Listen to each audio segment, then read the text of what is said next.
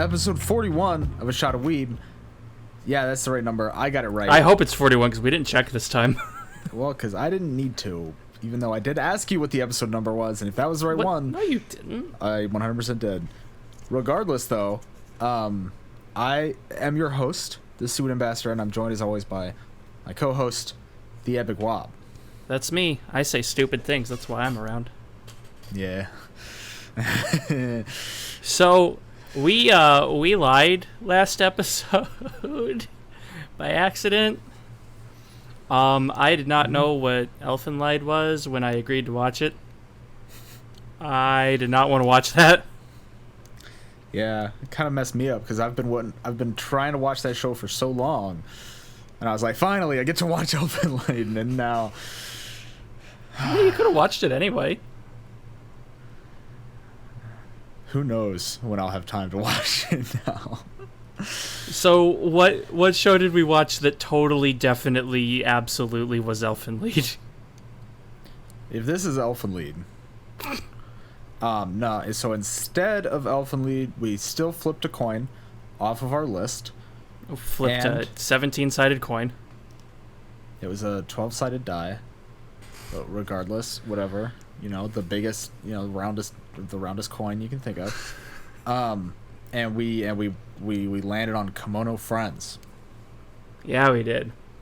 How did you hear about this show? Because I'd never heard of it. I remember when it was airing. People love this show. So you had never heard of this at all? Not in the slightest. Well, I got a question for you then. Have you ever heard of Grape Coon?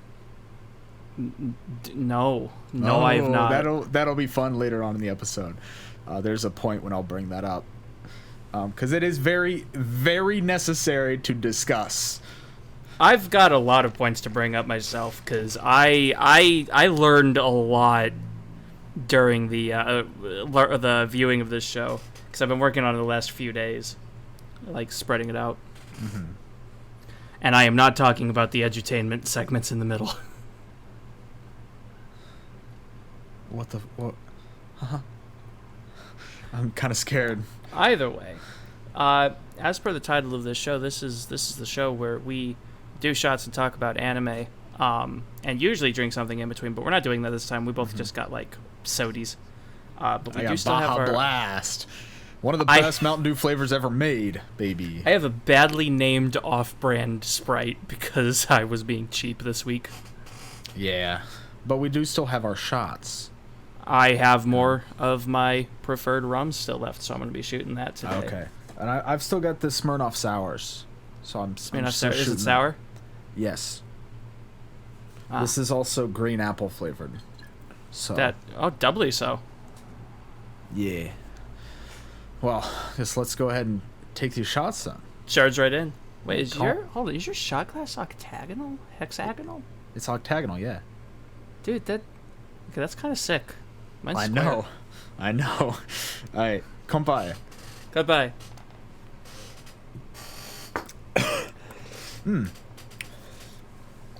The other cool thing about this shot glass is it did come from Japan. I bought it when I was in Japan. Mine came from Spencer's. Okay. Sure. Look, where else am I supposed to get anime merch? See, it also has a wood grain on it. It looks really pretty. It is very nice. I really like this shot glass a lot, which is why I use it. My roommate has one downstairs. Drink responsibly so that the following statement does not apply to you. My roommate has a shot glass downstairs that is in all silver, and I do not approve of its message. It has, I think my Czech liver light is going to come on this weekend. I'm just ooh, I get bad energy from that. See, I just want to get a shot glass that says, I'm aiming for the high score. That's good. That's really good, actually. Because I'm a gamer. You're not a gamer. I'm not. I'm actually not. I'm actually pretty much as far as you can get away from gamer. I mean, maybe I'm not a gamer. The new She-Ra actually looks pretty good. I don't think that's what makes you a gamer. No, it's what makes you a gamer, though. But then what makes you a gamer? What? Like gay. JoJo's. What does that have to do with gaming? JoJo's makes you gay. Yeah, does that make you a gamer? Well, you were emphasizing the gay, so I don't know. Is there a gay video game? What video games make you gay? Am I gay? Shit. Yes, you've watched JoJo's. I'm sorry you didn't know. Damn, learned all kinds of things today. It's okay. When part 6 finally airs, we'll all become lesbians. What the fuck were you talking about? JoJo's makes you gay up until part 6 when it makes you a lesbian. Oh, because it's a girl JoJo. Yeah. Oh. Okay. Well, I guess we'll find out soon. I'm actually really excited works. for that to come out. Yeah, no shit. But I we're not talking about JoJo's today. Oh, I was going to talk about JoJo's. Well, we're not. Because we're talking about Kemono Friends. Watching JoJo's next week for the podcast. No, we're not. It's my choice, and I don't choose JoJo's. So Kemono Friends, you said you'd seen it when it was airing. How long ago did it air? I didn't watch it, but I saw it around. Well, yeah, no, when but it aired. you knew of it. It's 2017, the beginning of 2017. 2017. I saw that one of these episodes actually aired on my birthday. Oh, which one? I'm not gonna say that. Darn, we almost had him. People will find out if I get famous, but you know what? For now, I'm gonna stick with my All right, Nemo. Fuck off. Dude, I've had so many knucklehead moves today. I was playing Magic today. I was at a Commander meetup, and I had the win. It was like set up. There was nothing he could do about it, and I was like, you know what? I'm gonna draw a bunch of cards because I can. And then, because I drew a bunch of cards, he got a bunch of extra stuff from an activation that I forgot about, and then he shot me in the face, and I died, and I was so sad. I had the game in the bag, and then I just threw it away. Oh my god. I wanted to draw 17 cards, okay? See, the real pro strat is being able to, in one of my decks, I have a card that lets me summon every creature that's not, like, there's 3 types that I can't summon. Everything else I can, from every player's graveyard. And we were playing a 5-man game, and I was able to summon 40 monsters, and I got them all set up. I figured out how much attack each one had, and then on the next turn, it was still my turn actually. Like, my friend waited for me to finish all that, and then he put down a card that was just cancel. And so all of that went away, but it was still fun. I'm just glad that he let me do all the work to bring him out. I won my second game today by blowing up my own board. It felt pretty good. Okay. But we're not here to talk about Magic, all right? You're trying to trap me. We're going to talk about Magic on the podcast. You're trying to trap me here. We're here to talk about Kemono. Does Magic have an anime? We're here to talk about Kemono Friends, baby. Okay. So you didn't know anything about this show going in? No, not in the slightest. And I didn't actually find out a lot of other related information until like episode 7, I think, because I was watching it. The Discord server we're in, I was watching it with some people in there. Ah, okay. I want to say this before we go any further. Don't watch season 2. Oh? Yeah. Because Katakawa kind of fucked the guy over. And season 2 is made by a different person. Oh, okay. They just took the license from him because it got super popular and then pushed him out, as far as my understanding goes. So don't watch season 2. It also looks like ass. It looks so bad. The character designs are garbage. Season 1 looks kind of bad too, so. Season 1 has a style to it. Yeah, and I think it's poorly done, personally. I don't like it at all.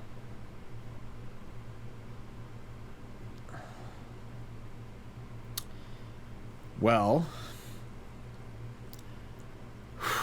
Are we about to fight? Did you really like this show? Because this is going to be an interesting episode. no, I didn't really like this show. You're not going to passionately defend it, sword and shield. No, but the guy is a very talented man. The director, Tatsuki. What's some other stuff he's done? Do you know? Yeah, he did Kamiro Kusa, Don't know it. Hintatsu, Don't know it. Keifuku-san, Mm-mm. Uma no Friends, You're no. Tesagure Bakatsumono. I've not heard of a single one of these, dude. Yeah, obviously not, because they all are from him. They're all small projects. He's a guy who just wanted to make his own shit, and then a company was like, "Oh, okay, here's." All right, fair. Yeah, because this was licensed to an IP that already existed. Yeah. Am I understanding the timeline correctly? I don't think so. I was pretty sure that he had come up with the thing. Or was the game after? Wait, hold on. I think the game was after, because these are his character design, or not his character designs, but it looks like his stuff. Okay, so I thought it happened in a different order. Okay, so yeah, no, so I hadn't heard of this, and then I was watching the show. Maybe. Oh wait, yeah, no, the game was in 2015. The first one was in 2015 to 2016. I was right, and the show was 2017. Yeah. Okay. I just hadn't heard about the game at all. Prior to now? No, I knew about the game. See, but, I didn't know about hear the game. about the game until after the show had finished and everything. I was watching a later episode of this with a group of friends, and then I was streaming it, and one of them was like, "Oh, that's where this character's from." And I'm like, "Wait, what the fuck do you mean? Why do you know this just random show?" And he's like, "No, that character," referring to Shoebill, she was all over Tumblr for a while. And I'm like, "What? Why? This is a tiny franchise. What's going on with that?" And I looked into it, and I'm like, "No, there's a manga and an anime and 3 different mobile games, and I had heard of none of it." Yeah, I don't know how you had heard of none of it. I had no idea this existed. I thought it was just a bad anime. I didn't know it was part of a whole thing. Okay, so you're putting this in the bad anime category. Bad asterisk. Let's elaborate. What is you can't What? just No, say that's there's an getting into asterisk final and thoughts, mate. Not leave. Oh my god.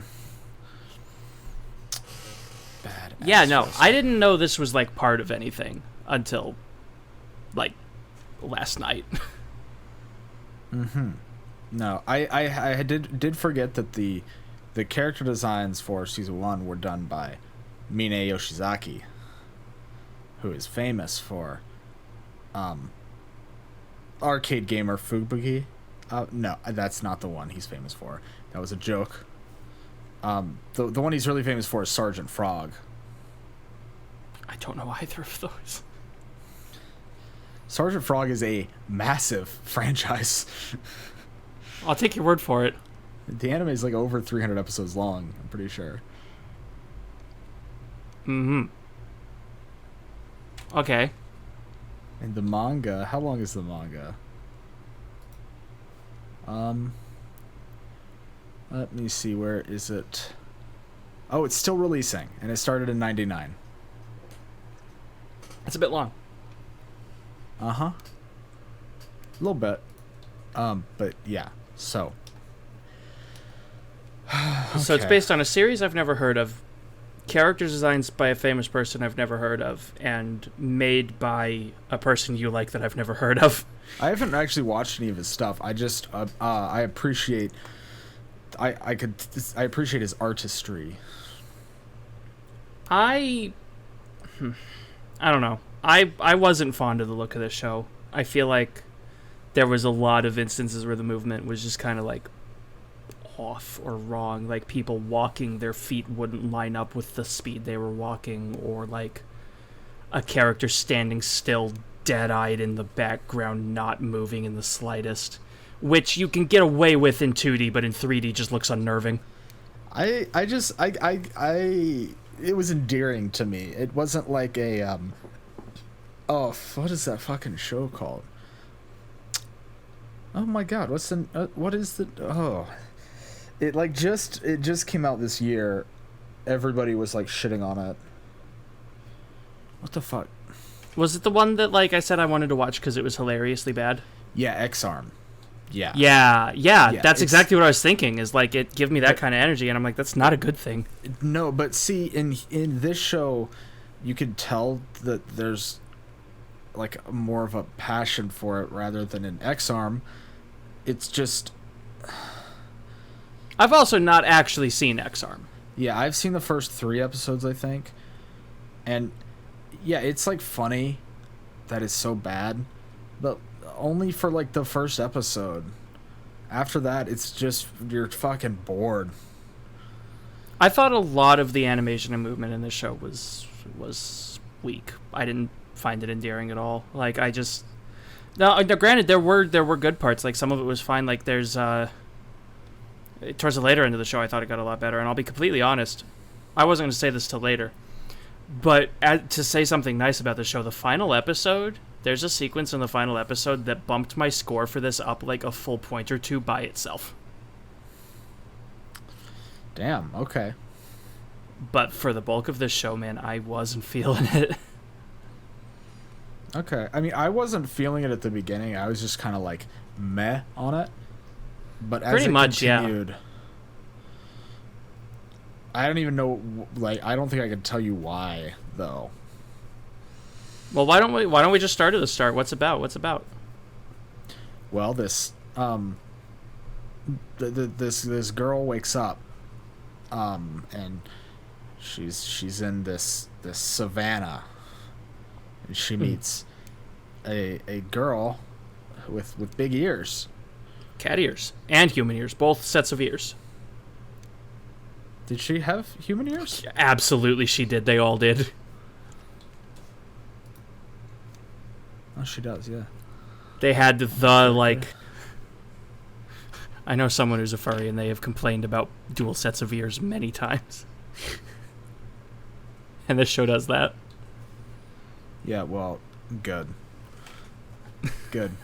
Make a furry complain. Let's go. That's 1 point for this show, baby. No. So she wakes up, meets her, says, "Please don't eat me." Then she learns that this is Serval, who is a serval. And she's in the savannah part of a park called Japari Park in Savannah, Georgia. And nobody knows what, like, neither of them know what the girl is, what animal. So they name her Backpack. Yeah, Kaban. Because they were just like, what kind of part of an animal is that? As she like digs out her bag to like flip through, and she's like, it's my bag, and they're like, cool, that's your name now. Yeah. And she's got this hat too, which is important. Apparently. And the so line art, the general premise of the show is that these two go out to try to find out what kind of animal Kaban is. Yeah, that's the plot for like the first. Because there's a library that Mm-hmm. has all the information of the world.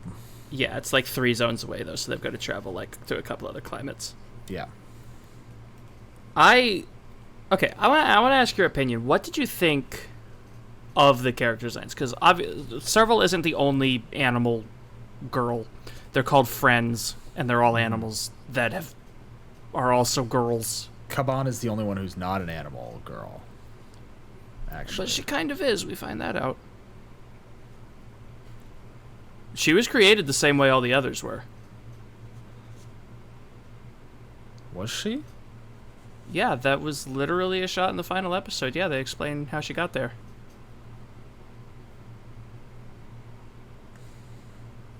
I don't remember them explaining how she got there. I was pretty sure... I mean, it's kind of big spoilers for the ending. Yeah, it was literally the last, like, 5 minutes they show how she got there. They showed how she got there? Yes. Dog, I just watched this last episode and they did not do that. Okay, spoiler tag. We're going to talk about the end here because I need to set this man straight. They literally did. Raccoon was explaining how her hat got stolen. Uh-huh.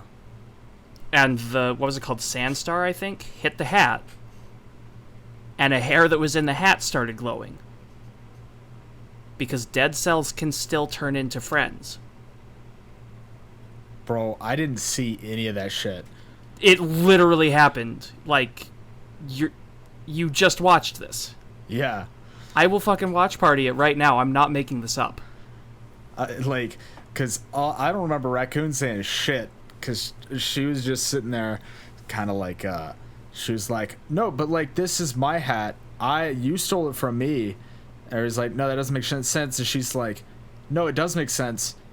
Whatever, here's the hat back. That happened earlier. That wasn't the final episode. Yeah, that was when they were on the mountain. I'm getting there.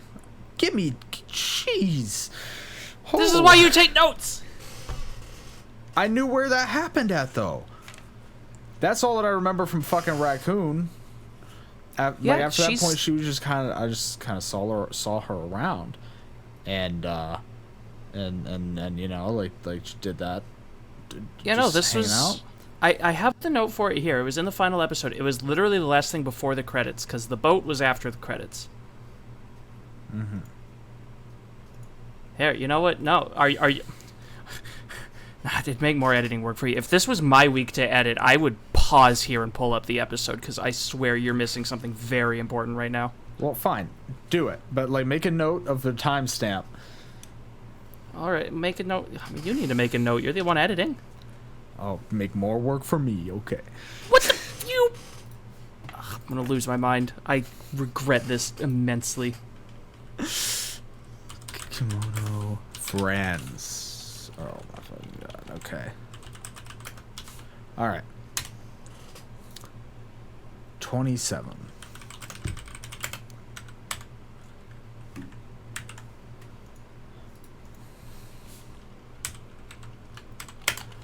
All right, let's see what your evidence is.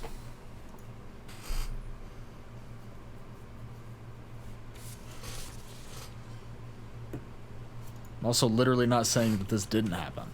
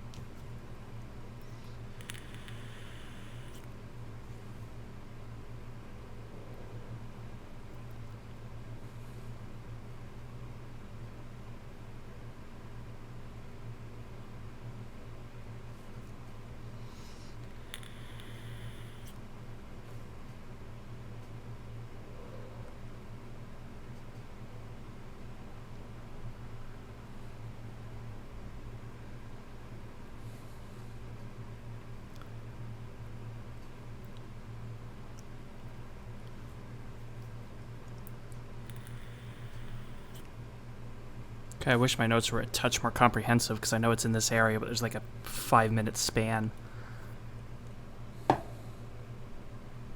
where this could have taken place. I'll just go. Oh, wait, no, here it is, here it is. All right, well.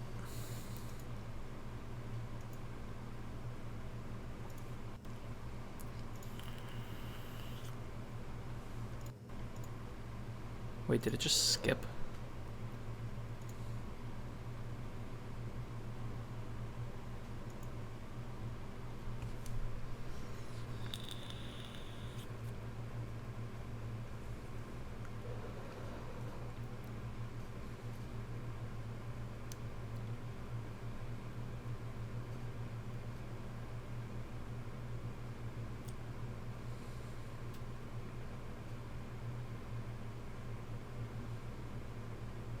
See?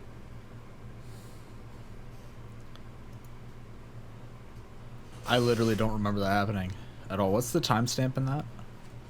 That is 14 minutes into the final episode. Okay. I just want to look and see. Because they had previously established that dead cells can still turn into a friend.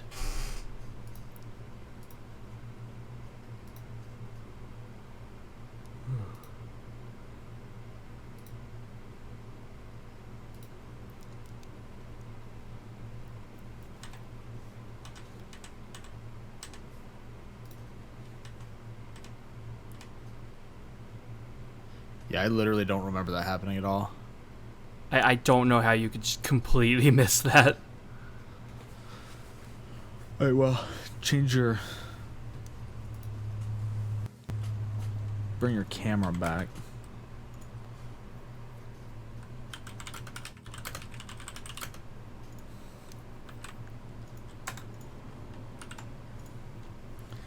You ready? I'll pull this back in. Yeah, I'm ready. Alrighty, sidetrack over. We back. I proved it. Pulled up the fucking source code. Showed it off. I know what I'm talking about. I mean, I don't think I said that you were wrong. I just said I didn't remember seeing that. That's fine. But yeah, no. So that's the thing is Kaban is a friend. She is one of the hybrids. She was spawned from the lake. I don't understand. Then something here is not making sense. Well, what's the issue now?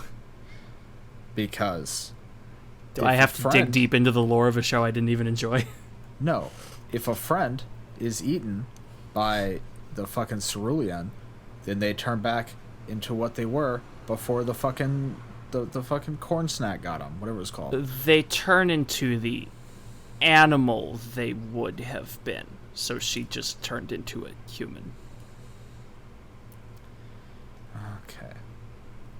She went from human friend to human. Why didn't she lose her memory? That I don't fucking know. Because that was in the stipulation.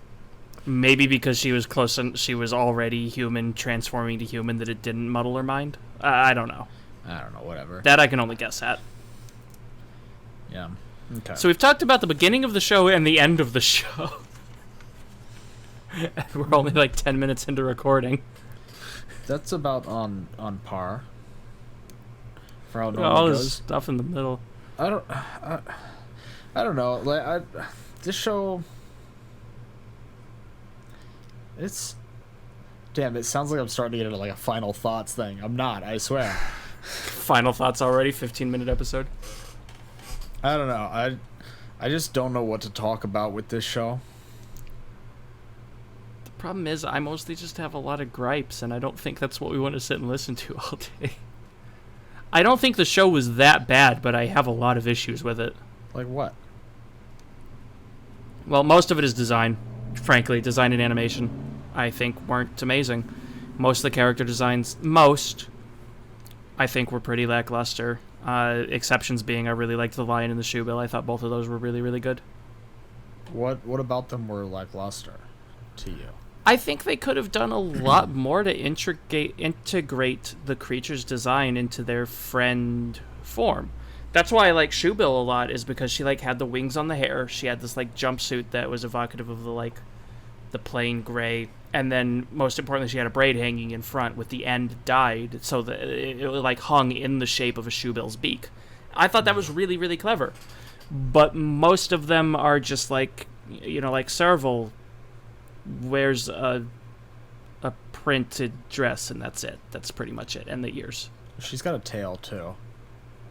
Yeah, but that's kind of minimal. She also has claws on her, and her hair makes the pattern that is on a Serval's forehead. Yeah, okay, so that's the baseline that they do with most of them is hair coloration and the color of the outfit, whereas some of the other characters went a little bit beyond. In Shoebill, like I said, how they were able to work in the beak, I thought it was really good. I feel like they could have pushed it just a tiny bit more. I mean, they do that. I feel like they do that quite a bit, but they don't do it the same for every character.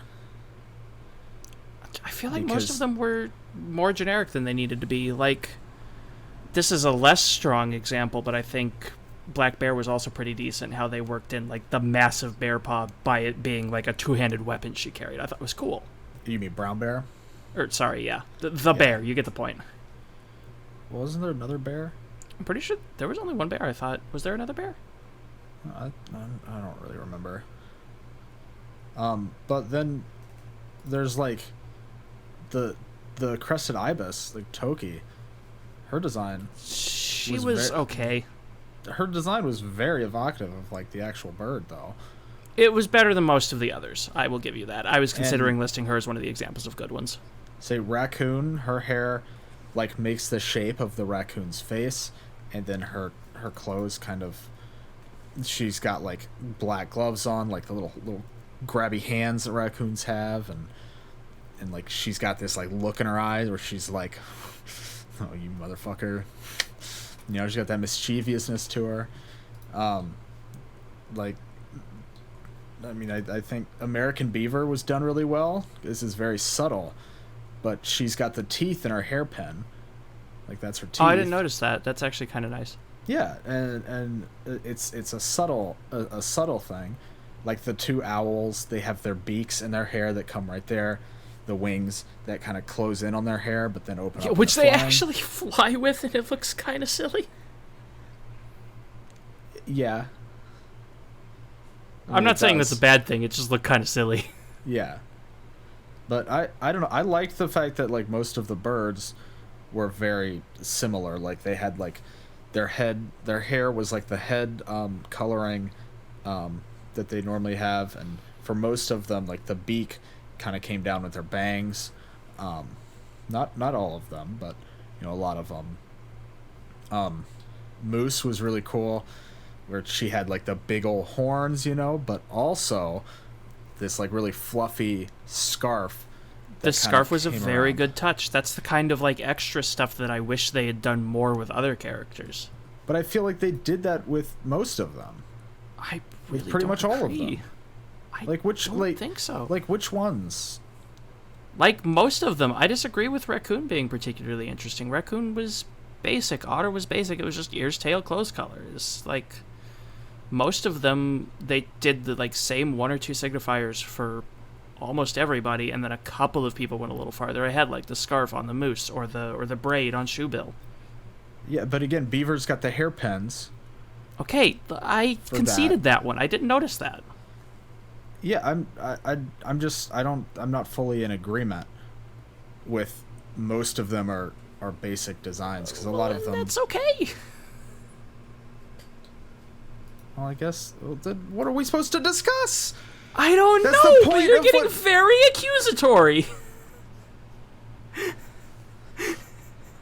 You're over here picking on me. Just trying to have a discussion.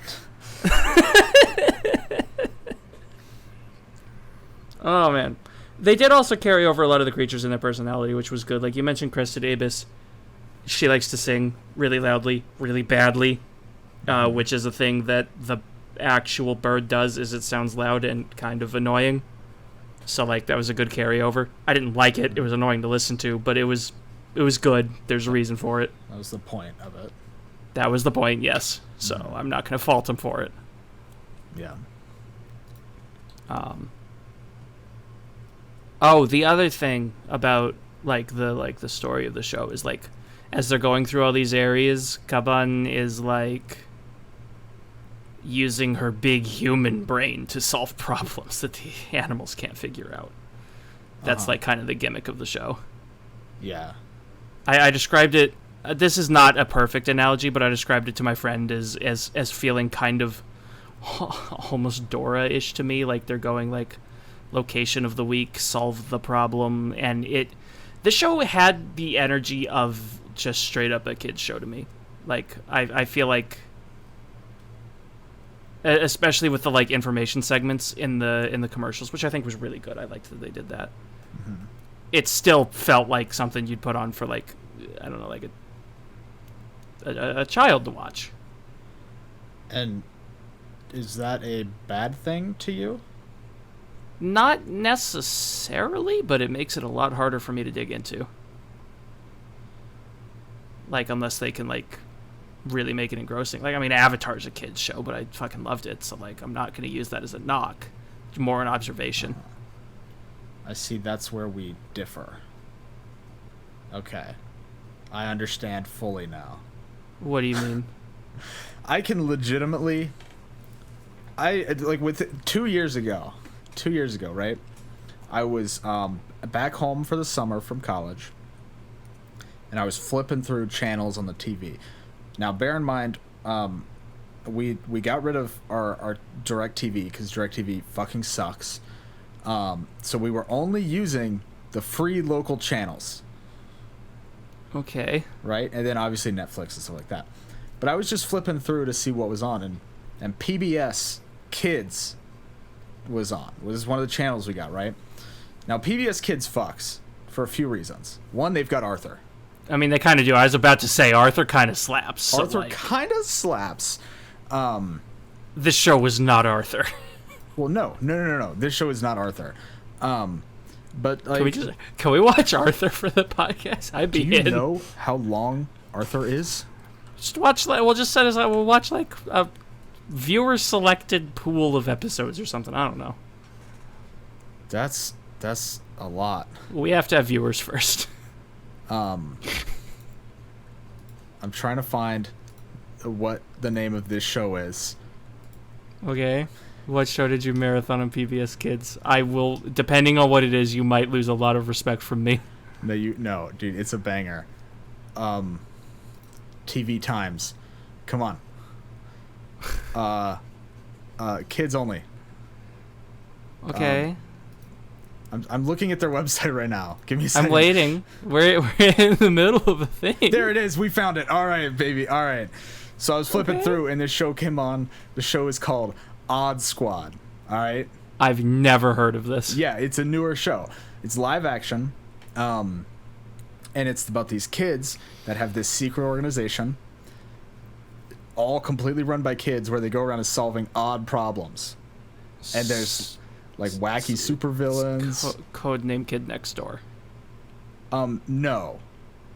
This sometimes they'll have to like. Oh, I remember. Oh man, there's an episode come on at 4:30 a.m. today that I remember watching. Like, there's these things called the Cinegerps that they just multiply, and they got to figure out how to stop them.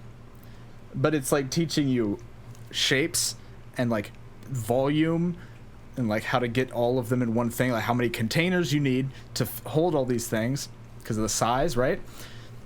Mm-hmm. Very much like a kid's show.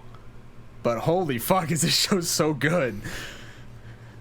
Look, okay, like I said, it being a kid's show doesn't inherently make it bad. What I'm not saying you're saying that. What I was bringing up is that I don't think that you would just sit down and watch that show. Probably not. If I were gonna watch like a kid's show, it'd probably be something I watched when I was little. Like, dude, honestly, I'd fucking binge Cyber Chase if I found it somewhere. Well, that's this PBS Kids show. I know, from when I was little. Mm-hmm. Oh, I know. I watched it. But I also don't think that. I don't think that even for a show like Arthur or like a Cyber Chase, that you would, every day tune in to watch another episode. Yeah, no, I probably would have gotten bored with this show pretty early on, I'll be real.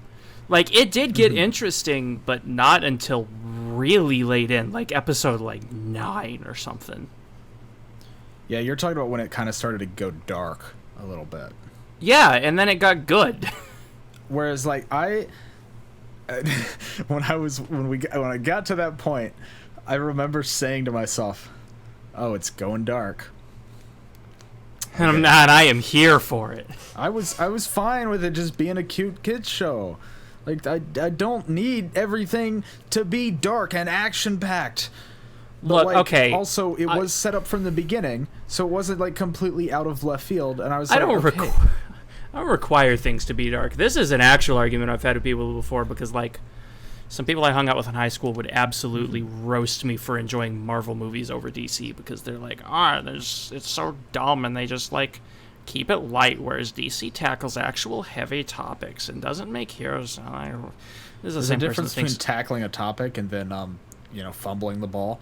This is the same person that thinks BVS is the best Batman movie, so like I can kind of just acknowledge that. This is no. Somebody actually thinks that? Yeah, someone I went to high school with. We like got into like super arguments over this because he was like, BVS was an amazing movie, and I was like, BVS was a shit movie.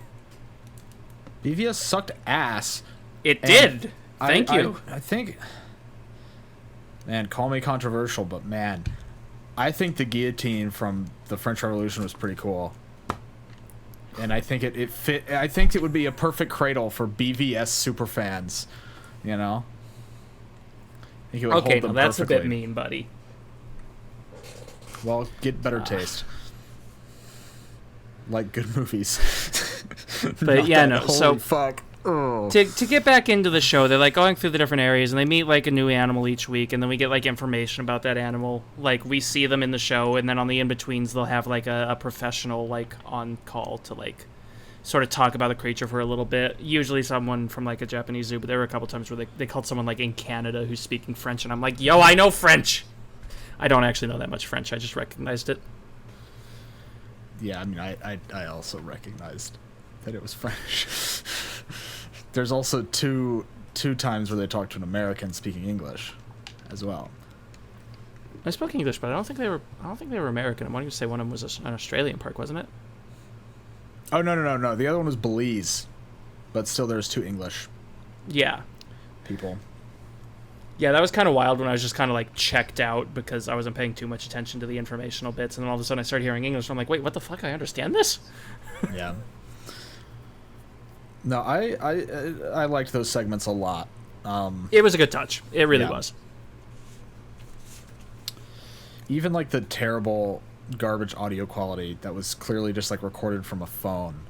No, I'm fine with that. It adds a touch of like, you can tell they're just like calling a professional and being like, hey, what do you have to say about this?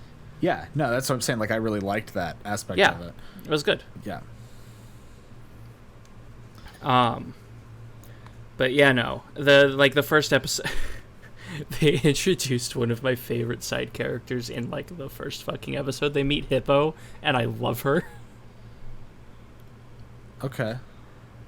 Dude, she was the best, and she like no, because she like she seemed pretty. She seemed cool, and then she's like, "Hey, take care of yourself, and then don't do this. Don't like fall into trouble. Make sure to drink water." And she just cares about the people and it's super nice. And they go and get themselves into trouble anyway, and Hippo completely bails them out, and it was so good. I love her. And I liked the red and black like color palette. It was good. I don't have a legitimate good reason to like this character. I just really do. I just thought that was the design for me that I was like, that I don't, how the fuck is that a hippo? I like the color palette. It doesn't look like it doesn't scream hippo at all. I just like the look of her. So much so that like when she showed up at the end of the show, I was like, who the fuck is that? And I watched this show all in one day, mind you. Oh, I did not. I spread it out over like 4 days because I knew I was going to want to go to Magic today. So, yeah, I had no fucking clue who that was. You know, it's Hippo. She's the best. Do I know why she's the best? No, but she is. And I don't agree, but I don't know. The lion's pretty chill too. The main thing I liked about the lion was towards the end when she like her voice goes from the like kind of more laid back cutesy thing into like her lioness persona. Yeah, she has, so like when we meet her in the first episode she's in, she has like this super like tough girl mother of the pack like attitude and voice that she puts on, but then she just sounds like your regular like ditzy girl when she's like doing her own thing. Yeah, but like she will can I talk? Go for it. I kind of wanted to save like the big fight at the end for the end because it was fucking awesome. Okay, well then we can save it for the end. That's fine. Okay, so we'll get to that. We'll talk about Lion in a bit later because I have he's already mentioned it. I'll bring it up again though. Mm-hmm. Okay. Okay, so like everything like up to the library, what was the episode like in there that stood out to you the most, like in all the stops they made before the library? Probably the mountain one. With the alpaca in the cafe? Yeah. Yeah, that was pretty chill. Do you wanna, no particular reason. I was gonna ask if you wanted to talk about it at all. I'm trying to find ways to stretch things out because I can tell we're both struggling. I just like the alpaca. I think she's cool. She makes tea. And I like the way that they, like the idea that Kaban came up with was not. Every time like they showed a new part of it, like I was like, okay, that's not what I was. That's different than what I thought it was gonna be. Like for to get more customers there, like yeah, because they're like basically drawing in the ground more or less. Yeah, and every time it was different because at that point they hadn't really established that like the animals couldn't read or anything, and so like when Kaban was first kind of doing it, I was like, okay, I guess they're gonna like make some signs, put them around somewhere, and then Kaban was like, all right, start pulling out the grass. And I was like, what the fuck? Okay, I guess it makes sense, because the birds that fly over, they'll see the text down there, see this cafe, and go in. And when they did the wide shot, I was like, oh, it's a coffee cup. Okay, that's cool. Because they need pictographs to show like the birds that are flying over. Because they can't read. Also, and yeah, again, and like also, it's better to have an image of something when you're super far away from it rather than text. And so yeah, I thought that was really, I really like that. And I also do really like alpaca as well. I mean, I don't have like a ton to say. It's not a very deep show. Honestly, yeah, no, that's a problem I didn't anticipate. I mean, I didn't anticipate it because I didn't know what the show was at all. I had thought this was the comedy you were telling me about, the one that you added onto the list like last. With like the babysitters, like I'd gotten the names confused. No. Yeah, I'd gotten the names confused. Yeah. And so when I like went to the page and it's just like Moe Animal Girls, I'm like, wait, is this the right thing? Yep, that's the whole show. Oh, hold on. There is one character that is very, very important. I wrote her name in all caps when she appeared because it's important. I have a bad feeling about this. This show has a capybara in it. Oh, okay, wow. It actually went in a direction that I'm okay with. That's crazy. Capybaras are like the chillest animals ever. And I'm very happy they got represented in this show. Oh. I don't really care about the animal that much, honestly. But, like, she was cool. Have you seen a capybara? They're so nice. Yeah, they seem chill, but, like... I don't know, it made me very happy. I don't know. I thought she was chill. I liked her little 2 seconds on screen. In the hot spring. Yeah, that was cool. The hot spring where they learned that they can take their clothes off. Which that... Yeah, they handled it well. There wasn't anything, like, weird. Mm-hmm. It also makes sense. Yeah. That they wouldn't think about taking off their clothes. Because... That doesn't mean I'm not going to make fun of it. Yeah, but I think it'd be weirder if they just knew that they could take off their clothes. That's fair. I'm more surprised that they have the ability, I guess. Well, if Kaban gets clothes from just being a strand of hair... Okay, that's a fair point. That's a fair point. Because humans don't wear clothes. Or aren't born with clothes. We wear all them. Okay, yeah, I'll grant you that one, I guess. Yeah. Also, the beginning of the Hot Springs episode, there's, like, before the intro, they just, like, play off the, like, Serval fucking dies is what they, like, riff off of. Like, they're in a snowstorm, and she's like, I can't go on, this was a mistake. I'm just like, oh, okay. Yeah. And it goes to music, goes to intro, and I'm like, all right. They do that again at the end as well. Not of that episode, but the end of the second to last episode. They play off of that, but we'll get to that. Yeah, that's, like, it's important. But yeah, no, I don't know. It was pretty good. I liked seeing how, like her being a serval, she doesn't do well in these other climates. Yeah, that's and they have, and sense. like all the animals, like they have to deal with that, and like I liked the attention to detail for the animals. I think that was really cool. Yeah, they follow like each animal's like traits very, very well. Like, and carry that over. Like, the most important trait of red foxes being gamers.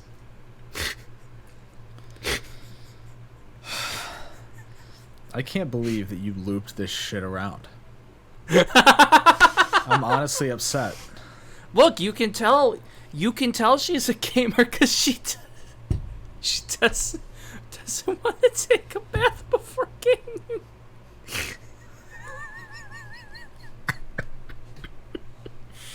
I'm pretty sure you know, not to call you out or anything, but I think you are the self-declared gamer in this chat. No, I'm kidding. I showered today. Nice. No, I'm kidding though. But yeah, I mean, yeah, it's because she's lazy. And I think they playing video games is definitely lazy as fuck for the most people. I want to make that clear, because for some people it's not. That's fine. But for the general population, even if you think you're a sweaty gamer, you're still lazy as fuck. There is one other thing that I really liked about this show, and like I don't want to admit it almost. The OP to this show is such an earworm that I was fucking humming it at work like all day yesterday. Oh really? I didn't. Dude, I fucking vibe with it. I was just wandering around. I was like, I caught myself. I was like cleaning the grill last night. I work in a kitchen. I was cleaning the grill last night. I'm just like, welcome to Untitled Japari Park. And then I'm like, no, fuck, I'm doing it again. I thought it was like fun. I don't know. It didn't stick. It hasn't stuck in my head though. So it's super fun, and the bits, basically all of the Welcome to Japari Park bits that I could like actually understand as they were singing it, because it's mostly English. And then Yokoso, it's just welcome to again. So it's like welcome to Japari Park, and I'm just like, it fits and it's catchy, and I jive with it. Well, that's a positive. And it also did the OP animation. Most of it wasn't that great, but it did do one thing that I did really like. That interestingly, it shares in common. I'm gonna loop it back around again. It shares a similar thing in common with JoJo's Part 5.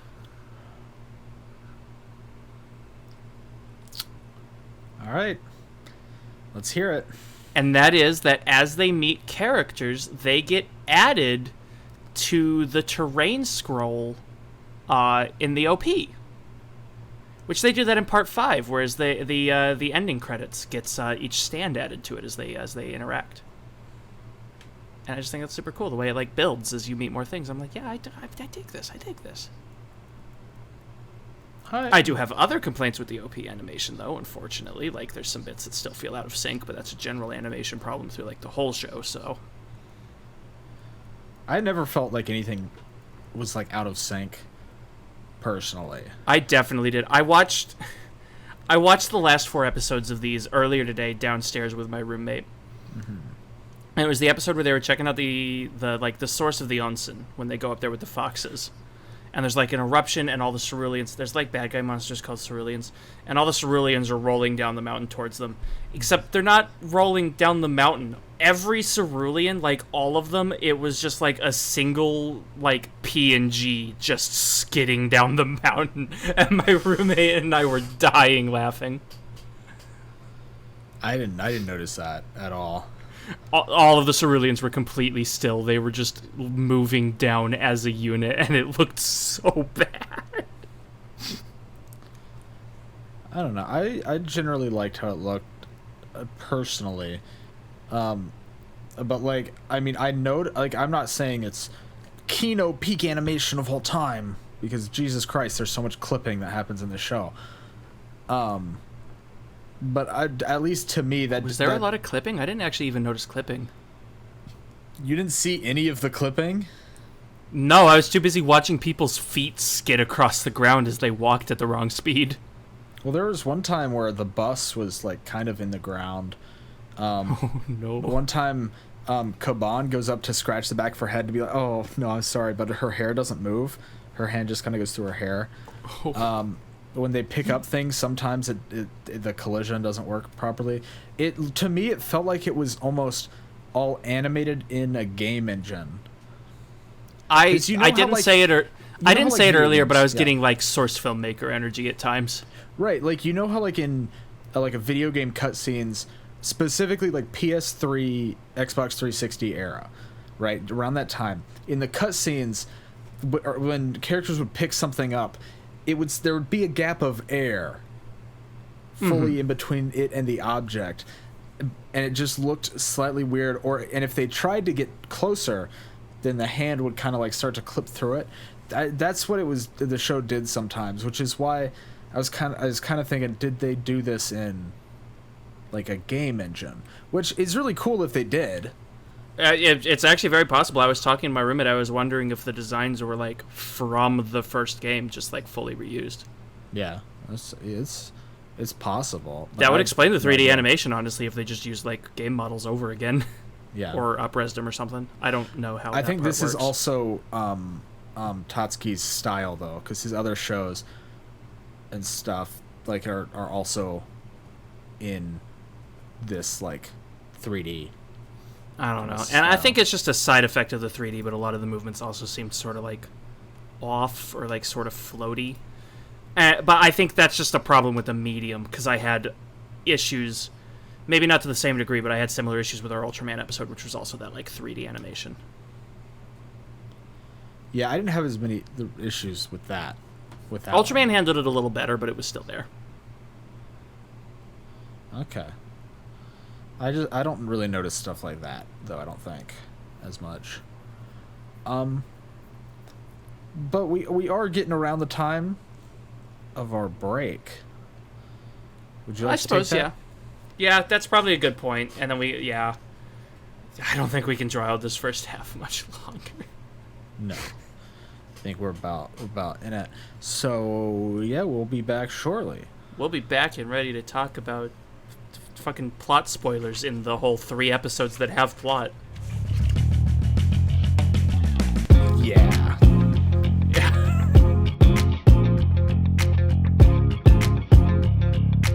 Welcome back to A Shot of Weeb, second half of Kemono Friends, where Seaweed is always angry and I have no idea what's going on. Yeah, now I'm angry because you started it without the warning. What the fuck was that? Pardon me while I make my chair squeak. That's going to be lovely audio for everyone. Oh my god.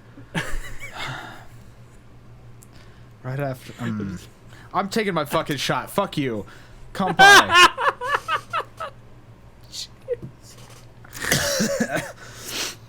Oh, there we go.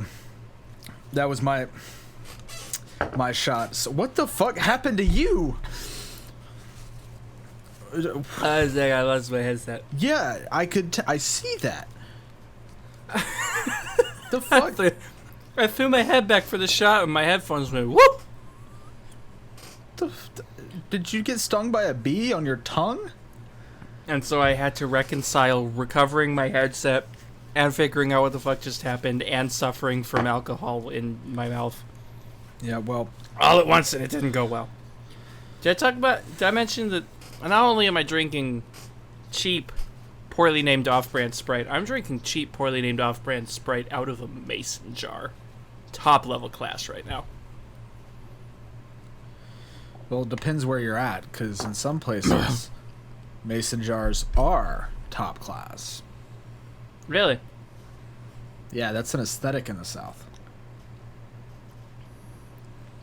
You can buy mason jars from your ceilings. I mean, you could do that, but also people just use them to drink out of. Yeah, that's what I'm doing. And they've also make insulated versions for people to put their sweet tea in. I want one, actually. Oh, no. Oh my god, no. What? You're just stealing my culture. That's what you're doing. What? Fucking what? My people drink out of the mason jars. my southern people. Are you okay? My southern people. I'm southern here, buddy. Okay. I'm just not gonna drink out of a mason jar ever, though. I actually really hate the lip. Here, that's very southern. I really hate the lip. Like the fucking screwy bit that you screw the lid onto. Don't bother me none. So it bothers you. What? It don't bother you none. Time for an English lesson, boys and girls. That was a double negative. That was a southern colloquialism that you should know if you were truly the southern one of the two of us. Yeah. I am the southern one. Aight? How often you say aight, buddy? A lot, actually. Mm-hmm. Yeah, I'm sure. How many of your friends have you gotten to say aight? I don't have friends. Mm-hmm. Exactly.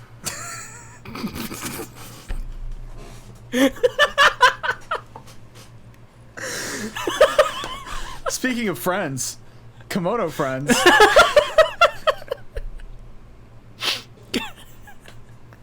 I don't know what the fuck any of that was. That was beautiful. I don't know what any of it was. That was... Oh my god. Okay.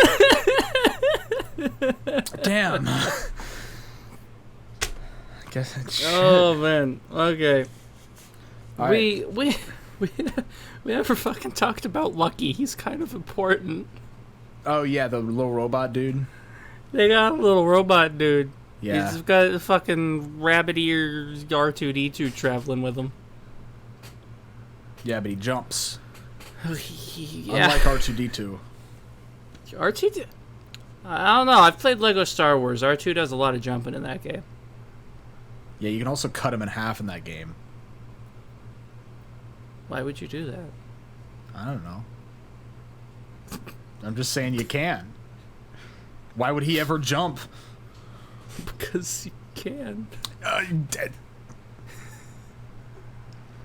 There we go. See? I have no idea what's happening. I'm just I don't know either. I don't know, dude. You know, when your pants get drunk, it changes you. Changes a man. They're not gonna know what that means. That's not in the episode. It will be now. I spilled No! alcohol on my pants. Alright? And if you're a video watcher, you can see.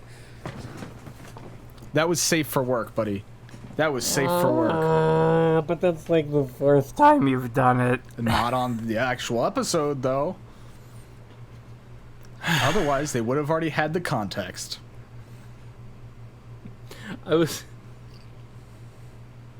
Follow our Twitters. You might see like extra bonus content once in a while. It's very possible. I showed my roommate the nut video. That's a pretty good one. It was really good. It's even better the fact that it made your Premiere crash. Just noped the fuck out. That's really good. Oh man. Okay, so Lucky is a little information robot guy.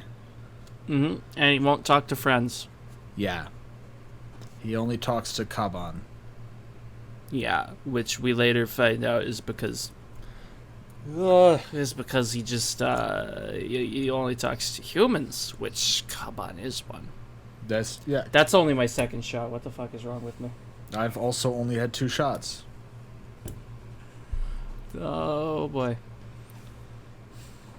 Okay. Yeah, so he only talks to humans, and Kaban is one, and then all the animals like want to talk to him, but he won't because he's been. He also starts. Like episode 10, he starts projecting holograms out. Yeah. Of like a person named Mirai-san, named Future. They're named Future. Yeah. I know that one because I know that word because I've played Danganronpa. Oh, I thought you were gonna say because you've watched Mirai Nikki. Oh, also that too. That too. Yeah. I doubly know it. Which also means you know the word Nikki, which is diary. Its name. Huh? Some people are named Nikki, I'm pretty sure. Yeah, Nikki, not Nikki. Yeah, that's the same thing. Hey, yo, what's up, Aunt Nikki? What the fuck? Look, you can tell my Japanese skills are, like, flawless, dude. I was able to, quote-unquote, translate a magic card for my roommate today. Because you could get, like, Japanese Strixhaven packs. Uh-huh. And he got, like, this fancy full art, but it was in Japanese. So he's like, this is really pretty. What is it? And I looked at it, and I squinted, and I'm like, I don't know what the kanji mean, but that says Urza's something, and it has a kicker. And he's like, fuck, it's Urza's Rage, isn't it? And it was. Flawless. I can read about 1/4 of the Japanese I look at. I mean, probably same. I got hiragana on lock, baby. I got hiragana and katakana and like 6 kanji. I know the kanji for person. I know that one. I know some like food ones. Like I recognize water and meat and fish. And I think possibly I vegetable. think I know sun and moon. Not the Pokemon I know sun. games. It's literally in Japan's name. Yeah. Moon is the one with the tails. It looks I like haven't seen sun, it. but with tails. Oh, really? Okay, I didn't know It that. looks very similar. They're not exactly the same, but... Anyways, this is not the Learn Japanese 101. Learn Japanese with Seaweed and Wob. Who don't know Japanese. This is... We know more than 0 Japanese. Yeah. I mean, I guess. There was... story time, sorry. It's important. Okay. When I was in high school, I was taking French courses, okay? Mm-hmm. I was at my local game store. I was hanging out at a game table, and this French guy comes in. He's like actually French. He's an exchange student with the local college. And he comes in, and the storekeeper was like, "Hey, can he play with you guys? He wants to like start doing some gaming." And like he speaks perfect fucking English. He like researched, but whatever. No. And then someone's like, he's like, "Hi, I'm visiting from France." And my friend Cole points at me and is like, "Luke knows French." And I'm like, "No, I don't. No." Because I had taken about a half a year of high school French at that point. I'm like, "No, I fucking don't." Uh-huh. That was awkward. Oh, that was the... Okay. I thought you were gonna, like, try to speak French to him or some shit. No, I'm not that kind of stupid. Okay. I am very stupid. I'm not that kind of stupid. Yeah. See, when I went to Japan, I didn't really know much Japanese, obviously. But I knew some very specific words. Where's the nearest Home Depot? No, don't know that one. No, but like and one of the things I bought there a lot of was manga, right? Like I don't think there. Well, That's very blown out. I know, but like those were some of my Japanese manga, right? But I wanted to get the first few volumes of Bleach, right? My favorite manga. Okay.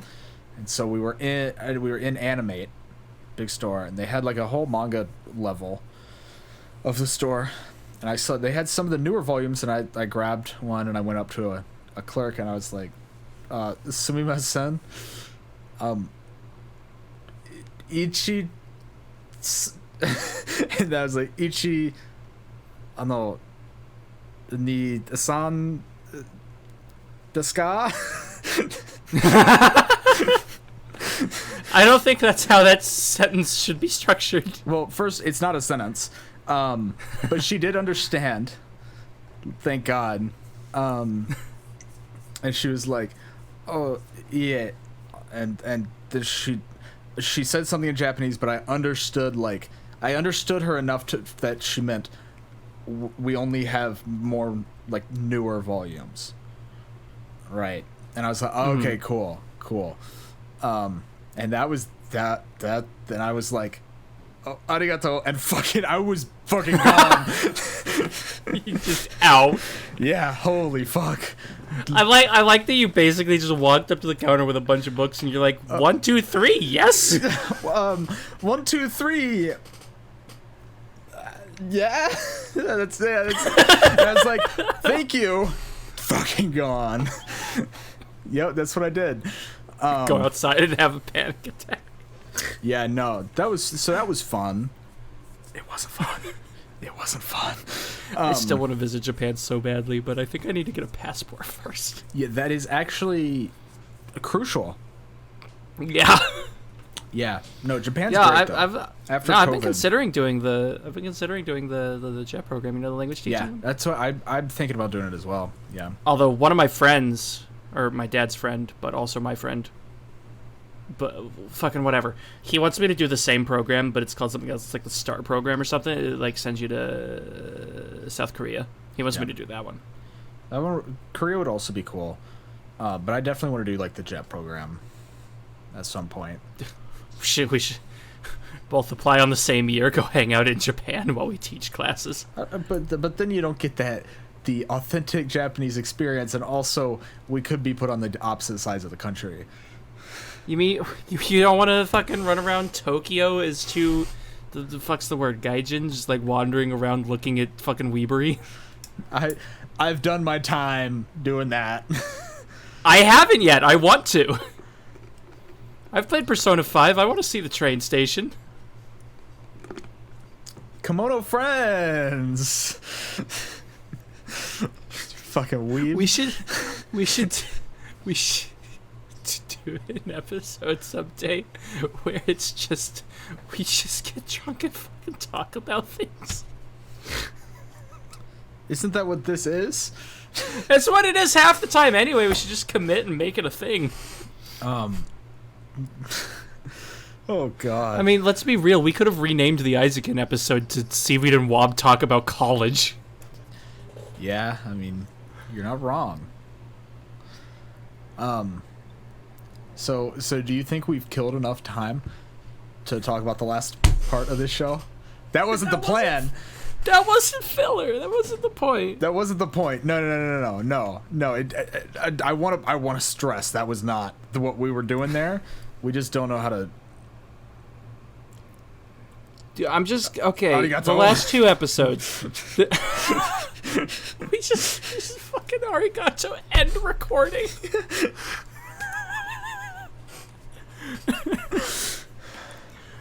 So the last two episodes, there's an actual story. Mm-hmm. Yeah, we mentioned the ceruleans. There's like bad guy monsters, the little goop balls, and they have a rock in them. And if you get eaten by a cerulean, you turn back into the animal. Because the people like used to be animals, but now they're people animals. The friends used to be animals, but now they're friends. Yeah. But then fucking there's like a giant cerulean that's like really big, and there's also like warrior friends. There's a monkey. The monkey's a monk. I don't know if you gathered that. It's pretty clever. I slapped my knee. You couldn't see, but. And there's a bear. There's like fucking African fox or something. Wolf, dog, critter. He was a dog. Thing. Whatever. Mm-hmm. It's very rude to talk about your friends that way. They're not my friends. I never met them. Okay. So Serval gets eaten by the critter. They're gonna like lure it into the water with fire, or with lights from the bus or fire, because if it hits the water, it turns to rock. And they know this because reasons. Okay. And Serval gets eaten by the critter, and then Kaban is like, I've got this with my human brain, and ties a rope around herself, climbs a tree, and meows while doing it, because Serval taught her that. Mm-hmm. Jumps into the cerulean, grabs Serval, and then as the thing keeps walking, the rope pulls them back out. You're just like, yeah, they did it! They're alive, they're Gucci. And then Kaban fucking hops back into it again, and I don't really know why. No, Kaban didn't hop back into it. Kaban, like, pushed her out of the way, Serval out of the way. And I don't think she had enough time. I think it was, like, anime movie time, where it looked to us like she had monologues for, like, a minute. Yeah, I think it looked to us like she had more time than she actually did. And so I don't think she had enough time to move out of the way. But also, so before this stuff happened, at the end of the previous episode, so like at the end of every episode, normally they'll, like after the credits run, most of the time we'll get a little section with Raccoon, because Raccoon's been chasing them this whole time. But then we'll also get the Papi Poo. We didn't talk about 321 penguins, dude. They're in this show. We actually do need to talk about them. We will get back to them. They're important. Can we just go ahead and do that? Actually, No, because we're talking about this right now. Oh, we're not getting off track. Because they have these like really fun, lighthearted segments with the penguin group at the end of every episode, and they're like on these little sticks. They're like stick puppet things. And then at the end of this episode, before the credits roll, fucking Serval just gets fucking slapped by the cerulean, and it just hard ends into the credits. And then once the credits are over, all that the ending segment, the preview, only says what does it say? Amusement park. And all you can see are the ears from Lucky. That's it. And I was like, oh, Jesus. Lucky's ears in the episode's title, and it kind of shook, honestly. Yeah, I was like, Jesus Christ. Because, like, honestly, that's actually kind of creepy. Like, it was very now that I creepy. think about it. It was extremely creepy. Oh, that kind of wigs me out now that I think about it. Yeah, and so then we find out at the beginning of the next episode that Serval was eaten, and not just like, a fucking thrown against the rock wall and splattered into bits. Like, luckily all that happened was that she got eaten. Wait, I mean Kaban? Because like Serval got out. No, well, Serval got eaten first. Kaban got Serval out, and then Kaban was eaten after. Yeah, you were saying you were saying it ended after Serval gets eaten, which it isn't. What? The episode ends when Kaban gets eaten. Did it? Yeah. I'm certain with that. Okay. Because Serval only gets eaten the once. Yeah, I know she only gets eaten once. I thought that she was the one that got smacked and then it ended, but it might have ended with her getting eaten. No, she does get there yeeted, it is. but that's not there what it is in the episode description on Wikipedia. Authentic sources.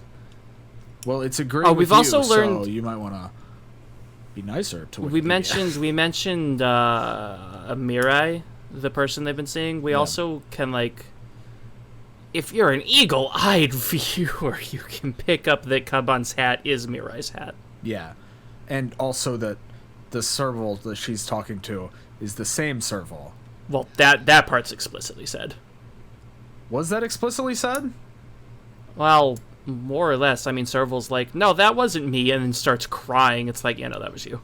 Yeah, but see, at that point, it could have just been like, because what I thought that was initially was just, oh, Serval's, like, there's another one of her kind, which is extremely rare. And so she's, like, happy to see that there is another Serval. You know? That's what I read that as at that point. It wasn't until later on when I noticed that it was the same, when they, showed the images and it was the same hat, that I was like, oh, okay, so that's the same Serval. Mm-hmm. That's when that was kind of made apparent. But so you mentioned the penguins.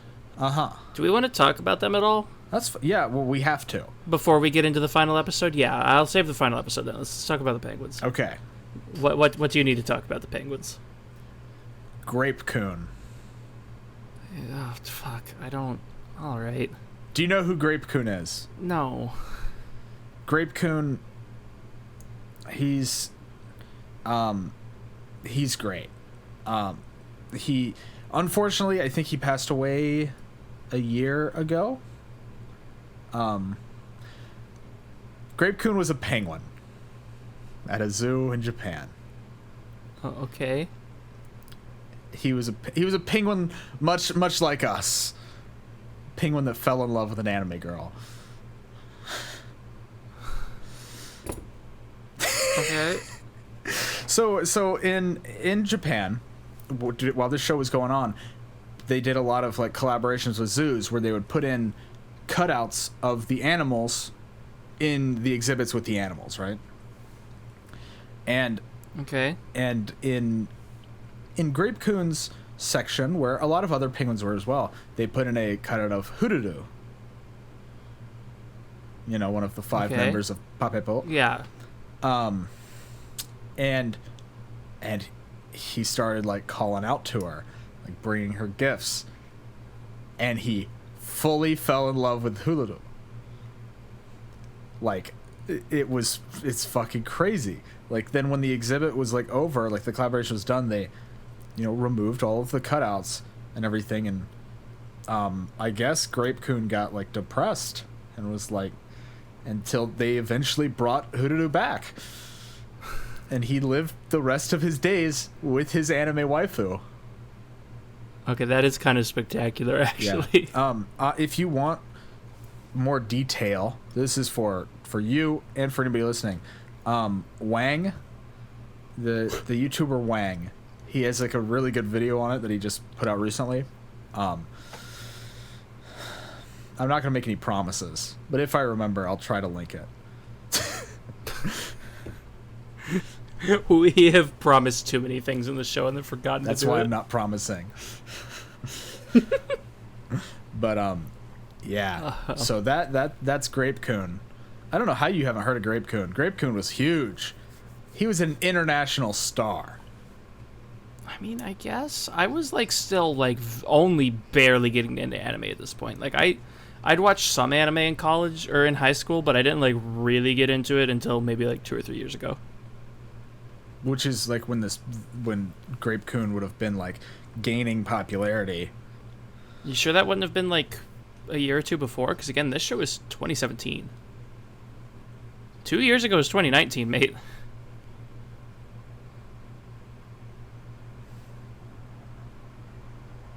Oh fuck! Did we just? You did the same thing I do, didn't you? I've been watching anime for almost a fucking decade. Holy fuck! I watched. What was the first anime I watched? For a whole last decade, I've been watching anime. What the fuck? Was Attack on Titan the first one I saw? It was either Attack on Titan or Death Note, I think, was the first anime I watched. And it was entirely because I was interested in a girl who watched it. Bro, this got me fucked up. Oh my god. This got me fucked up. You've been watching anime for like half your life, dude. This got me fucked up. You fucking talk. What do you like about the Penguin Girls? I don't have anything to say. I just wanted to make the 3-2-1 Penguins joke, and you completely ignored it. That was it. That was the. You were the one who wanted to talk about the Penguins. Yeah, because of Grape Coon. And it's not 3-2-1 Penguins because there's 5 of them. It's the 2 kids that traveled with them. They're basically penguins. What? There's the 3-2-1 Penguins. There's the 3 penguins, and there's 2 kids. Yes. There's 5 people. I mean, you get it? It's funny because because both shows are about penguins. yeah, I know, but there's 4 penguins in 3-2-1 Penguins. There's fucking penguins of Madagascar. There's still 4 of those. But also, we can't forget that about 3-2-1 Penguins, that their names are Zigil, Midgel, Fidgel, Kevin. Yeah. Zigil. I used to have like a McDonald's toy that was, I think, Fidgel. He's the science one, right? Yep. I had a toy. It was like a little rocket ship with Fidgel sticking out the top, and it had like a button on the front where the nose cone was, so that if you like drove it into something, it would break open. I had something similar but with Zigil, the captain. Yeah. What happened with him? What does his do? I don't remember. My grandma's house has fucking Kowalski from Penguins of Madagascar. And, like, it's clearly a McDonald's toy, but I have no idea what it does. Like, there's nothing that moves on it. It's just a Kowalski figure. Damn. McDonald's about to get anime figures? Bro, I'm starting getting some Happy Meals, bro. Dude. We get the whole 3-2-1 Penguins man. lineup from McDonald's. Dude, it'd be super worth. Dude, that would have a place of honor on that bookshelf if I found them all. 3-2-1 Penguins was great. Was drug trip. But it was great. I feel like I've talked to a lot of people about that show, and it's one that like a lot of people don't seem to remember existed. No, okay, so our mutual friend, who does sometimes listen to this show, and he'll know. Look, Cowboy Man? Oh yeah, he didn't know it was. He didn't believe me. Wait, he thought 3-2-1 Penguins was fake? I'm pretty sure it was him. Yeah. Oh, Until no. I showed him the theme song. It's a bop, dude. It is. No, dude, if we're talking about like obscure, because that was also. Was that one of the Christian shows too? Yeah. Yeah, it was a big idea. The same people who made VeggieTales. Yeah, I thought so. Speaking of like obscure Christian shows from that time period, do you remember Adventures in Odyssey? I think it was called. Was that really obscure? Was it? I've never spoken to another person who knew it. The radio show? Yeah. Yeah, that show fucked. Dude, I feel again a lot of these things that I watched when I was little, no one else seems to know, and I don't know why. I don't know. No, I watched that. Man, if I went through the VHS tapes at my mom's, I could find some obscure Christian shows. My God. Wait. Did you watch Bible Man? I didn't watch Bible Man. Bible Man was so cool. I've never seen an episode of Bible Man. Oh man, Bible Man was so cool because it was awful, but it was so cool.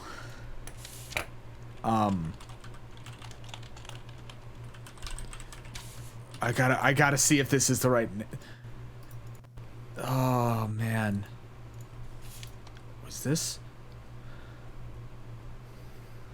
Dog, we are in the middle of recording. How the fuck are you just gonna send me an image-based meme?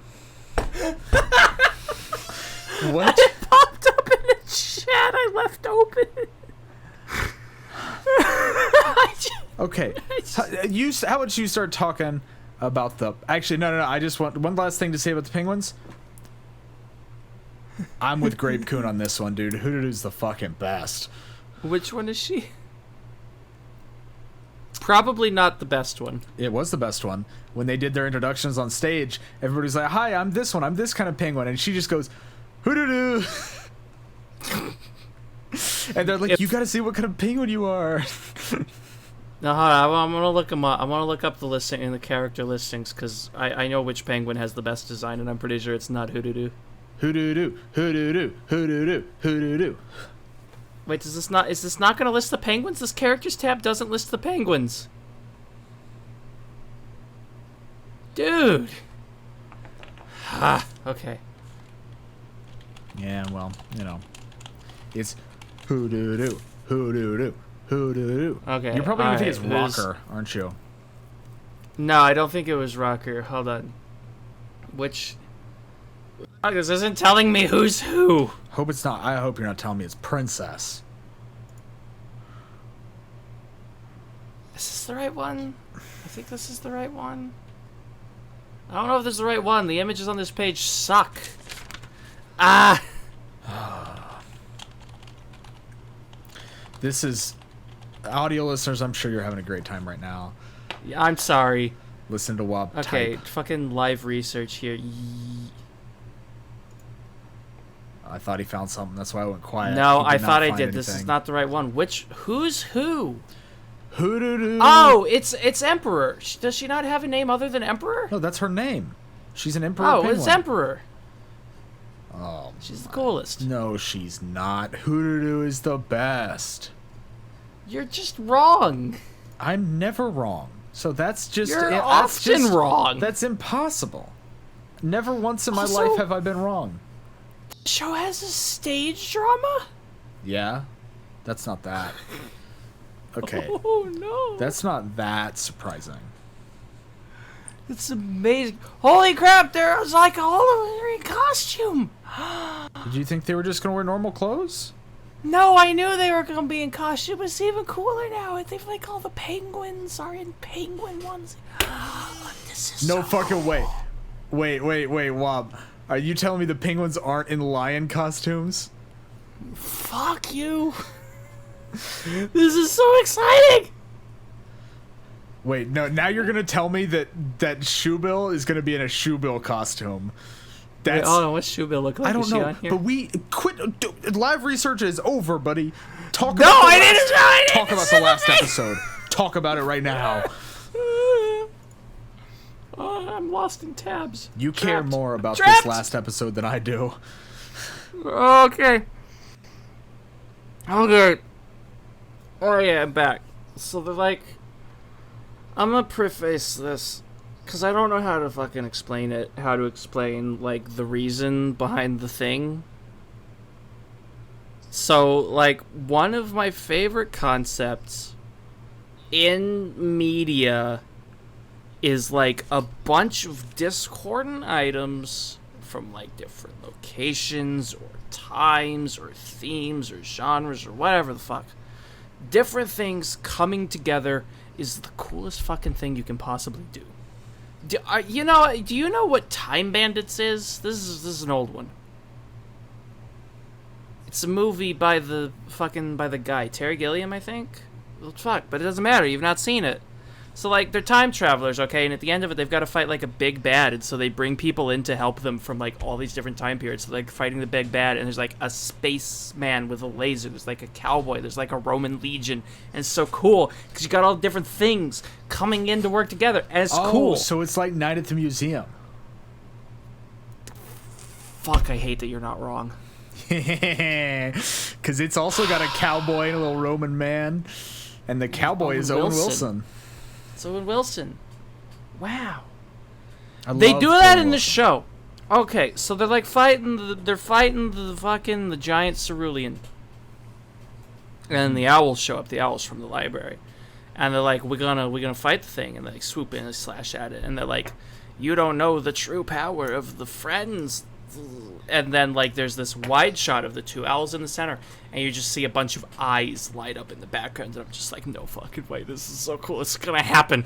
And then all of the people that they've met through the entire show come in to fight the thing, and they're all using like the things that they got from their episode, like the prairie dog and the beaver who like made a house together and they're adorable together, are like digging holes to trap the cerulean, and the people from the hot springs are carrying buckets of water to mess with his feet, and the birds are flying people around, and the lion does the thing where she's in like her friendly voice and she's like, you should know better than to mess with, and then she cuts into her like power voice, anyone from my pride. It's so cool.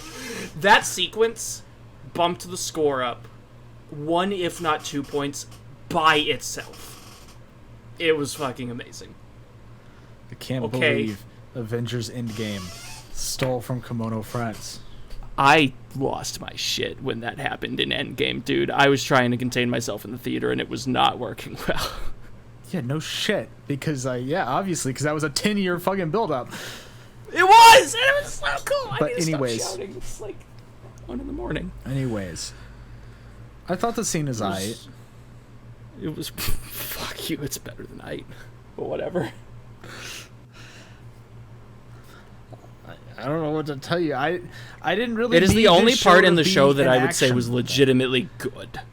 I liked them just solving problems. Oh yeah, so she Like, can go and around shit. and invent sports because the moose is too dumb to do anything other than walk forward. Yeah, because moose are dumb as fuck. I'm pretty sure that's a Rhino thing. and the Shoebill who just listen along. Shoebill do just stare. What about the chameleon that won't use stealth until someone says, hey, how about you fucking use stealth, you dingus? She tried to do it before, but Moose wouldn't let her. She literally said, Moose, because Moose was like, why didn't you do this before? She's like, I was trying to tell you that we should do this, but you didn't listen to me. Because chameleon's scared, which is that's why she can camouflage, so she could, fits in with Also, her animal. Also, I know I said a lot of the designs were dumb, or like not dumb, but like disappointing. But the fucking there's like a cryptid in like the sand caves. It's like a snake monster or something. Tsuchinoko. And she's got like a hoodie, and it's really cute. I also liked, especially when they talked to the expert about the Tsuchinoko, where he was like, "Yeah, no, I'm pretty sure this thing's real." Yeah, my grandpa talked about it. Well, no, he was like, it wasn't just like one or two people telling me. It was like everybody heard or has seen one. He's like, so yeah, I'm pretty sure they're real. But also, that was the only cryptid in the entire show, which, keep in mind, in order for something to become a friend, had to exist. They have to have one, yeah. Yeah, I did think about that. Which means that this show's stance on the existence of Tsuchinokos is a firm yes. I really couldn't care too much more about the rest of the end of the episode. I just really wanted to talk about that sequence because it was super fucking cool. See, I much preferred when afterwards they were having the party. Are you sure about that? Because you completely missed an entire sequence of it. Yeah, I didn't care about that. I don't care how the fuck Kaban came to be. I legitimately don't. But dude, that's existential plot questions that matters for the setup of the universe. Gotta make the lore fit, dude. Don't care. Bruh, you gotta figure out the lore. You literally don't. You have fucking talking animal girls. They have problems. Let Kaban help with the problem. That's it. That's all I care about. And then the interactions between these different animals.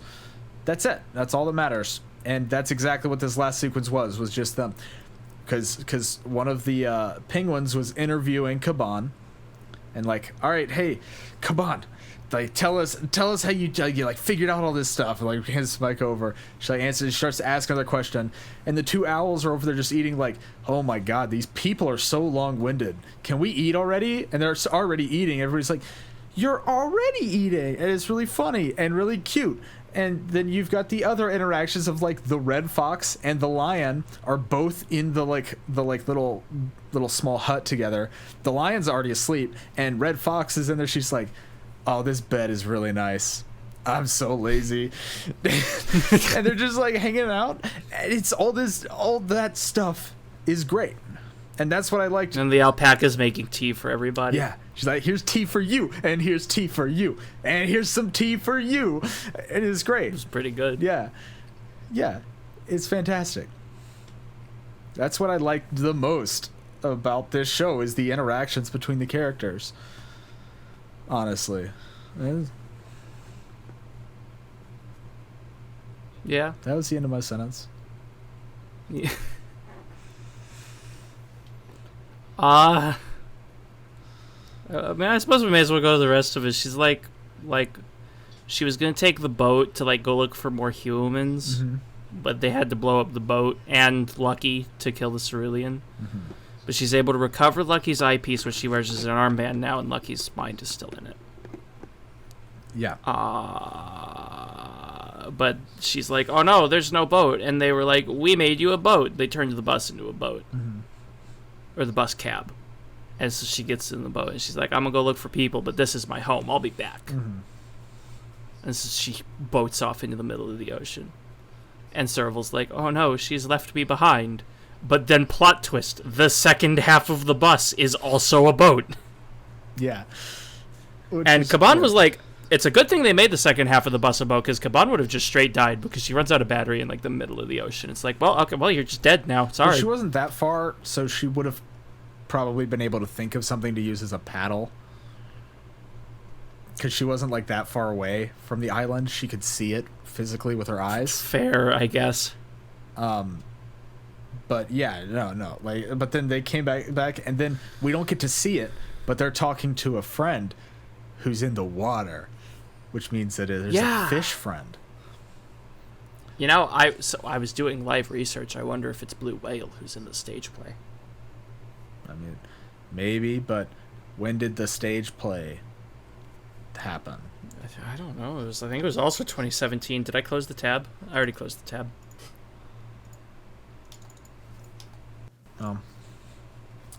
Yeah, whatever. It very well could have been Blue Whale, but I like that there is theory crafting who's in the water. I like that there's like a bit of openness to it, though it kind of got fucked. But also it's like it's pretty well closed. Also, like, you don't need to make any more of the show. It's not one of those where like the follow up is mandatory. Yeah, and in this case, it's actually don't watch it. Yeah, you seem pretty passionate about Well, that. also, people that did watch it say it's really bad. Fair, I suppose. Yeah. So. But that's Kemono Friends in a nutshell, in like an hour and a half long nutshell.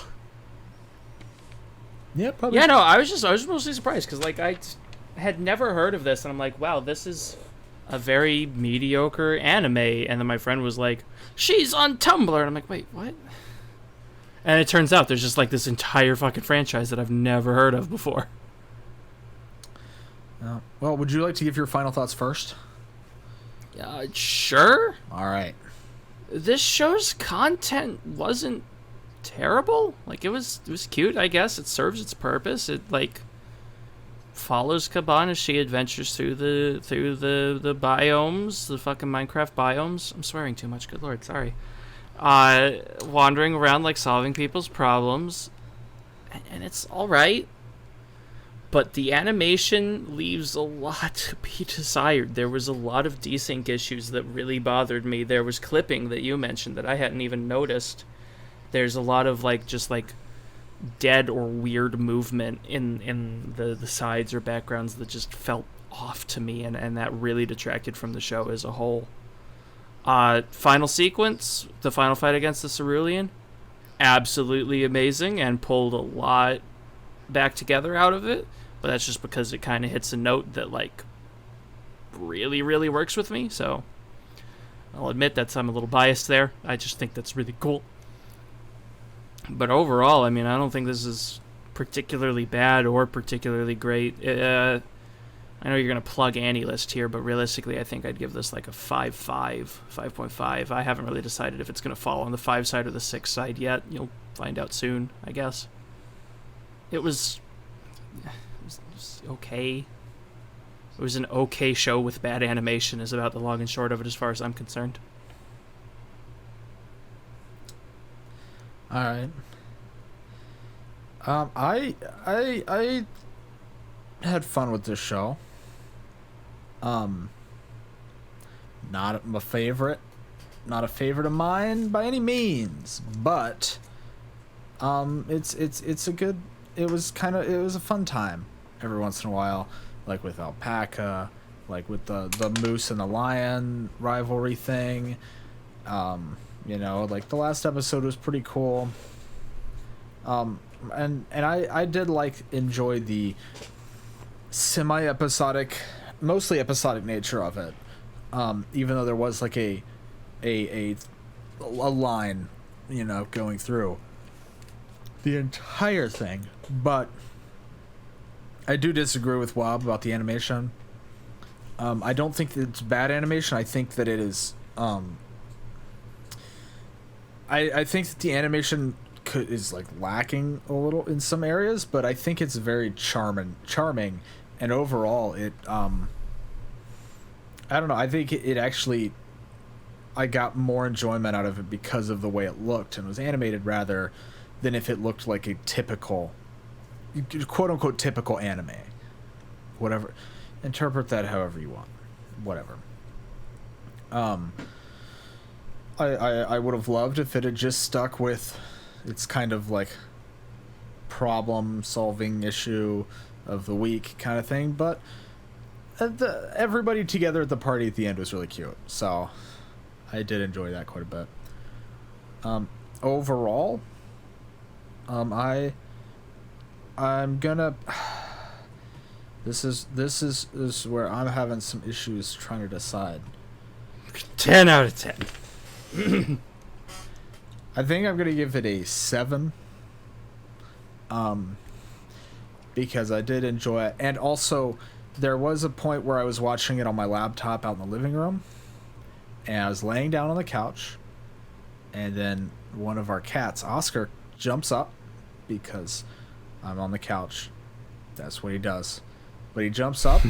My laptop's like sitting like right here, right? Like on my stomach, and he sits right beside me, rests his head on like the front of the laptop and just watches the fucking anime, and I was like, dog, I'm allergic to you, but like, I'm not moving. I won't. I have push the you down. opposite problem with my cat, dude. If I watch anime in the living room, he sits on the couch and glares at me until I turn it off. Merlin hates anime. This is this is the first time I think I've ever seen Oscar look like he's actually comprehending. Period.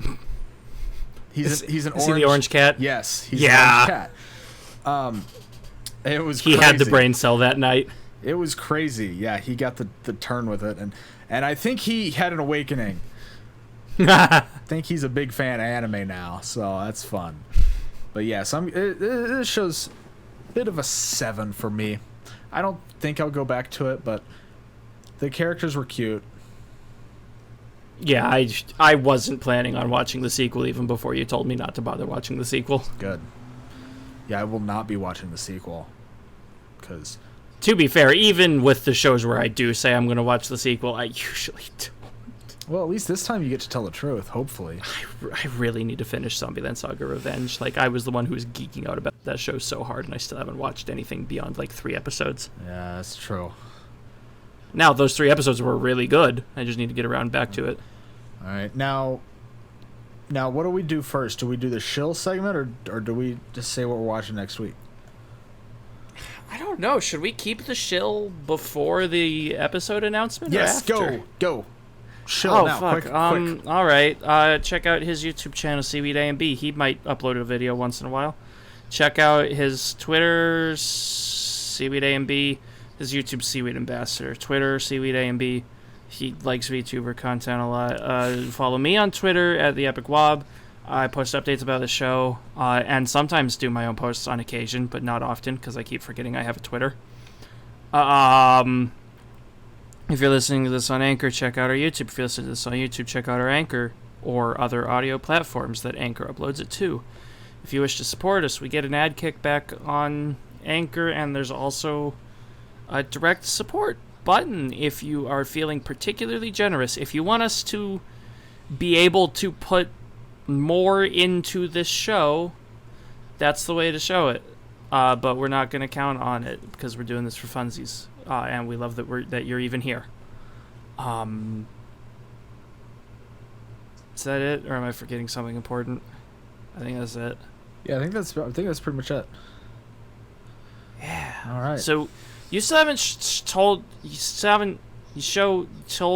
what show we're watching yet. You've said it's long because we have spare time in between recording sessions. Yeah. But you won't tell me what it is. Well, yeah, I think we decided that we're going to keep our because it's my choice this Is that just like the standard now? I think so. I think that works for me. I was debating about it, and because you agreed to a longer show, this is what we're watching, baby. Am I going to regret it? It's time for One Piece, Mike. No, I'm fucking. No, I'm kidding. I've already watched like 12 episodes. I don't even. That's barely over 1%. Yeah, we're in like the second arc. Yeah. No, what we will be watching is do-da-da-da. Do-da-da-da. Okay, I've heard of it, and I'm pretty sure I get it confused with other shows on the regular. Which one is that? It's the one about the gangs in Ikebukuro. Oh wait, yeah, no, I was literally telling you I wanted to watch that one, wasn't it? Or am I getting it confused with something else again? I don't know, maybe. I just think it sounded like one of your things, up. and I wanted to rewatch it because it's been a while. And by a while, I think it was one of the first 50 anime I ever watched. Okay, if this is the one I think it is, you showed me the OP and I was like super on board with it. Was the OP for this in your top 50? I'm gonna take that to mean yes. Yes, it was. Yeah, I'm pretty sure I was wanting to watch this one myself, so I'm like completely okay with that. Good, because even if you weren't okay with it, you'd still show I have to think watch it is. If it's the one I think it was, I'm on board with it. Yeah, I remember really enjoying it, so hopefully I can enjoy it more. That's my hope. I'm looking up the OP now. I'm doing science. Well, can we like wait till after we're like closing No. out the episode now? Okay, fine. Close out the episode. Oh my god! All right. Well, we'll see you guys. Well, you'll see us, I guess, next week. With da-da-da-da. We won't wimp out this time. I mean, well, hopefully. Fine, I'm just gonna prove you wrong. I'm gonna have to now. Do not fucking no. We literally can't afford that. Yeah. Yeah. It's not in our budget. Not of our time budget. No. Yeah, we built up this like huge backlog of episodes we've worked on, and we've already fucking caught up to it. Yep. So, yeah, we will. So we'll be back next week for that. So yeah, look forward to it.